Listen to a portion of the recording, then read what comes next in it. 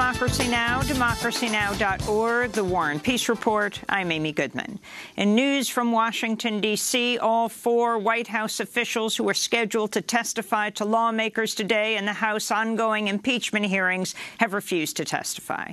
The officials refusing are John Eisenberg, Deputy Counsel to the President for National Security Affairs and Legal Advisor to the National Security Council; Robert Blair, Assistant to the President and Senior Advisor to the Acting Chief of Staff; Michael Ellis, Senior Associate Counsel to the President and Deputy Legal Advisor to the National Security Council; and Brian McCormick, Associate Director for Natural Resources, Energy and Science at the Office of Management and Budget.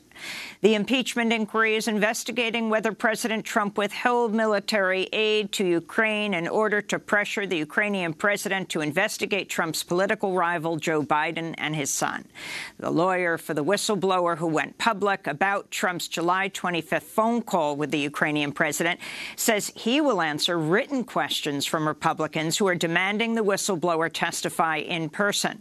Trump has previously compared the whistleblower to a treasonous spy who deserves the death penalty, raising concerns about the official's safety. In northern Syria, Turkish-backed forces have been accused of committing war crimes against Syrian Kurdish troops. In one graphic cell phone video, Turkish-backed troops are shown stomping on a dead woman's body, calling her a whore. The woman, Amara Renas, was a member of YPJ, an all-woman unit that played a significant role in the battle against ISIS. Her unit and other Syrian Kurdish units were supported by the United States until President Trump abruptly withdrew U.S. soldiers from the region, clearing the way for Turkey's invasion. U.S. officials say some of the actions depicted in the videos likely constitute war crimes. In Turkey, hundreds of people have been arrested for expressing opposition to the Turkish military offensive in Syria. The Pentagon's left some U.S. troops in Syria, they say, to secure control of the oil fields. On Sunday, U.S. soldiers came under fire from a Turkish artillery attack, forcing the U.S. troops to temporarily vacate their post. Democratic presidential candidate Elizabeth Warren released details of her Medicare for All plan Friday. The plan says she would raise investment gains taxes on the top 1% of American households in order to help pay for the program, which calls for $20.5 trillion in federal spending over a decade. She would also levy a 6% annual tax on net worth above $1 billion and collect about $9 trillion from employers. In response, presidential candidate Senator Bernie Sanders called his plan to fund Medicare for All more progressive, saying he's worried that Warren's plan could have a negative impact on job creation. President Trump's announced plans to nominate Dr. Stephen Hahn to be the next commissioner of the Food and Drug Administration. Hahn's a top executive at the University of Texas MD Anderson Cancer Center, which is considered to be one of the nation's best cancer centers. An oncologist specializing in lung cancer and sarcoma, Hahn does not have significant policy experience. The Environmental Protection Agency is slated to roll back key Obama-era regulations to protect waterways near coal-fired power plants from being flooded with toxic coal ash today. Coal ash contains mercury, arsenic, and other toxic chemicals. Food and Water Watch has vowed to sue the Trump administration over the rollback of the rules, which it says would, quote, lead directly to more water contamination, more birth defects, more childhood cancer, and more pain and suffering for American families, all for the sake of a dirty industry's last gasp at profits. In more environmental news, a group of automakers, including General Motors, Toyota, and Fiat Chrysler, are siding with the Trump administration in the ongoing fight between Washington and California over car fuel efficiency standards. California has sued the Trump administration after it revoked California's right to set pollution limits on cars. A slew of other auto manufacturers, including Ford, Honda, and Volkswagen, have sided with California in this battle. The ongoing dispute has left auto giants grappling with which fuel efficiency standards to follow over the coming decade. And the New York Times is reporting the United States and Russia may be left without a single nuclear arms limitation treaty, which would allow the two countries to expand their nuclear arsenals without limits. President Trump pulled the United States out of the INF agreement. That's the Intermediate Nuclear Forces Agreement. Now, a Russian arms official says there may not be enough time to renegotiate and replace another more important nuclear agreement, the New START Treaty, before it expires in early 2021. In northern Mali, over 50 soldiers were killed in an attack on a military post Friday, one of the deadliest attacks on Mali's military in recent years. The army called it a terrorist attack. ISIS has claimed responsibility. In a separate attack, a French soldier deployed to Mali was killed in a roadside bomb blast Saturday, which is also claimed by ISIS. Anti-government protests continue to sweep parts of the Arab world, and Iraq protesters blockaded parts of the capital Baghdad Sunday. Iraqi protesters also stormed the Iranian consulate in the Shia holy city of Karbala, hanging Iraqi flags and spray-painting "Karbala is free, Iran out." Security forces killed at least 3 Iraqi protesters, bringing the total death toll to over 250. In Lebanon, mass protests against the government continued over the weekend, with tens of thousands of protesters filling the streets of Beirut, Tripoli, and other Lebanese cities to demand the ouster of Lebanon's political elite. And in Algeria, tens of thousands of people filled the streets of the capital Algiers Friday to mark the 65th anniversary of the War of Independence from France and to demand a new revolution rather than an upcoming election they say will be rigged. For a second republic and to liberate Algeria from traitors' hands. We are against the elections with the current government. We don't want traitors anymore. We don't want an Algeria like the one of today anymore.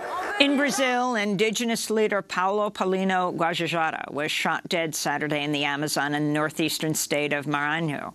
Illegal loggers reportedly ambushed and then opened fire on land protectors with the group Guardians of the Forest. Another Guardian was injured in the ambush but escaped. Attacks against indigenous people have increased since Brazil's far-right president Jair Bolsonaro took office and opened the Amazon up to increase logging, mining, and agribusiness companies. We'll have more on Brazil after headlines.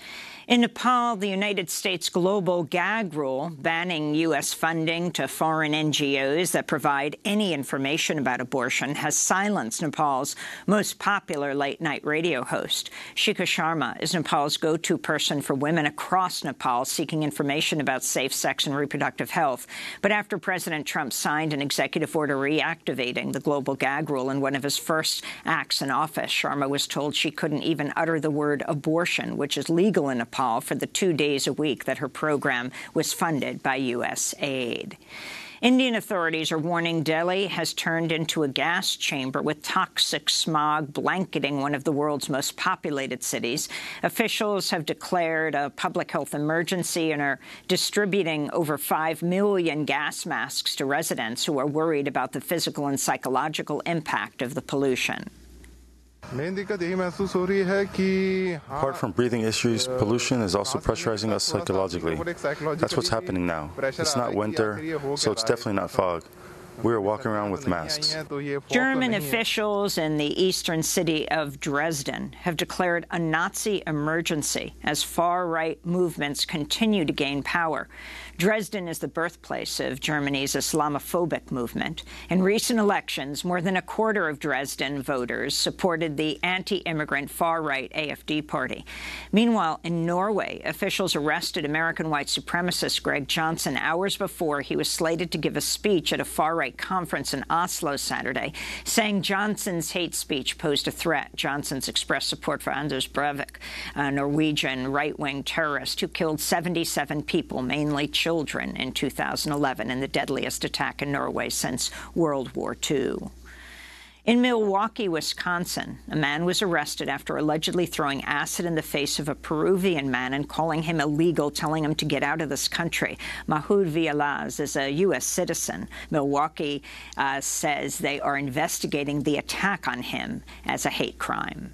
Saudi Arabia's state-owned oil company, Saudi Aramco, is going public in what could be the world's biggest initial public offering. Saudi Aramco is planning to list on the Riyadh Stock Exchange. The company is estimated to be worth over $1 trillion.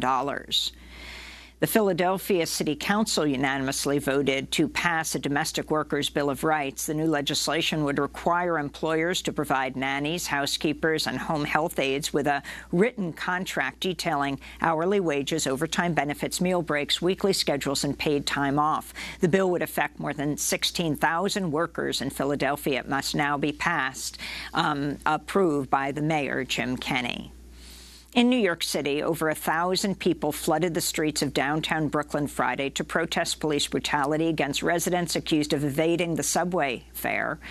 A recent viral video showed police officers tackling and arresting at gunpoint a subway rider for allegedly not paying the $2.75 entrance fee. This is Tiffany Ramos at Friday's protest. There's a lot of people who can't make ends meet. They're about to build like 4 new jails. How does the city have money to build new jails, to put more police out there? Why can't we have more money and resources being devoted to education or to solve the homeless crisis, to fix our trains? This is not right, and we're here to hold police accountable for their actions. And we're here to make sure that no person of color gets criminalized for jumping the turnstile again.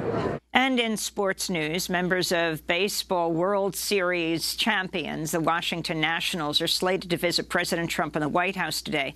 But pitcher Sean Doolittle says he's boycotting the visit.